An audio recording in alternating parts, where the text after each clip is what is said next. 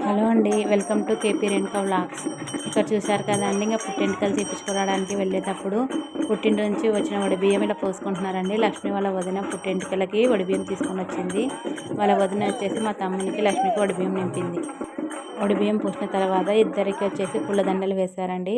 వాళ్ళ family pick అండి ఇదల్లా, మా తమ్ముడు వాళ్ళ పిల్లలంతా. ఇక్కడ చూడండి మనగానికి గుండు కొట్టిస్తున్నారు. మేనమామ వచ్చేసి ఇట్లా ఆకు పెట్టేసి 3 కత్తులు తీసిన తర్వాత అక్కడ ఉన్న వాళ్ళు గుండు చేసేసారండి మనగానికి. చాలా అంటే చాలా ఏడ్చారు మనం.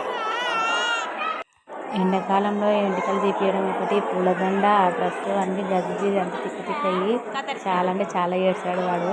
పాపం ఎంటికలు తీసేదామంటే చాలా భయంతో తీసింది, ఎక్కడ కాట్లు పడతాయో ఏమో అని. ఫైనల్గా అయితే గుండు చేయడం అయిపోయిందండి. సౌండ్ పెట్టారు అంటే క్లీన్గా చేయలేదు గుండు. మళ్ళీ ఇంటి దగ్గర వచ్చే వారం దాసంగం పెట్టి ఇంటికి మంగళాన్ని పిలిపించుకొని గుండు చేపిస్తారు. ఇక్కడ చూడండి మా మామకాడ ఎంత బాగా కూర్చున్నాడో ఫ్రీగా. 7 వల్ల మానేసి